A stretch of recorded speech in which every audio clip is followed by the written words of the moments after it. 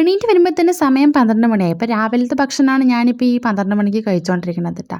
ജീവിതത്തിൻ്റെ പകുതിയും തിന്നും കുടിച്ചും സിനിമ കണ്ടും പാട്ട് കേട്ടും തീർത്തു. അതിനുശേഷം എൻ്റെ പെറ്റിനെ നോക്കാൻ പോയപ്പോൾ അവൻ്റെ ഭയങ്കര ഉറക്കം. അങ്ങനെ പിന്നെ ഇനി ഉച്ചയ്ക്കത്തെ ഭക്ഷണം കുളിച്ചിട്ടാവാമെന്ന് കരുതി കുളിച്ച് വന്ന്. ഞാനിങ്ങനെ മേക്കപ്പ് ഒന്നും ഇടാറില്ല, എനിക്കിഷ്ടമല്ല. അലർജിയാണ്. അലർജി എന്നല്ല കേട്ടോ, ചുമ്മാ പറഞ്ഞാൽ. വീട്ടിലിരിക്കുമ്പോൾ എനിക്കിങ്ങനെ കമ്മലും മാലയും ഇടണമെന്ന് എനിക്കിഷ്ടമല്ല, ഭയങ്കരമായിട്ടൊരു ഇറിറ്റേഷനാണ്.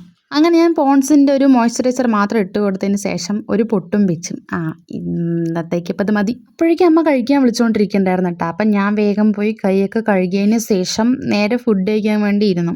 കോവയ്ക്ക തോരൻ, ചങ്ങലം വരണ്ട അച്ചാർ, 2 മീൻ വറുത്തത്, പപ്പടം, പിന്നെ വറ്റൽ, പിന്നെ എന്താ പുളിയവര, അതും കൂടെ കഴിച്ചു. പക്ഷേ പുളിയവര ഞാൻ എടുത്തില്ല കേട്ടോ.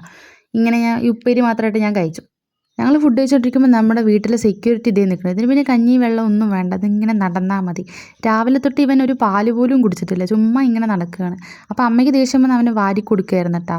അങ്ങനെ അതിന് ശേഷം അച്ഛൻ ഒരു ഓറഞ്ച് വേണമെന്ന് പറഞ്ഞാൽ അച്ഛൻ അത് എടുത്തു കൊടുത്തു.